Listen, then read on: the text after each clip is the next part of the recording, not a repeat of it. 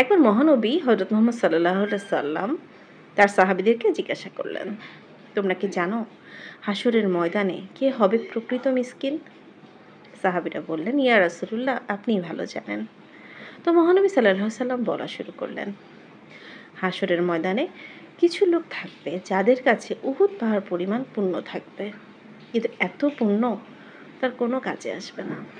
তার কারণ তার সামনেই কাতার করে বহু লোক দাঁড়ানো থাকবে এবং এই লোকগুলোর কাছে অভিযোগ থাকবে যে ওই পুণ্যবান লোকটি দুনিয়ায় থাকাকালীন তাদেরকে কষ্ট দিয়েছে, খারাপ কথা বলেছে, খারাপ ব্যবহার করেছে, গীবত করেছে, সমালোচনা করেছে, নানানভাবে ওই মানুষগুলোর জীবনে কষ্ট বয়ে নিয়ে এসেছে, তাদেরকে বিপদে ফেলেছে।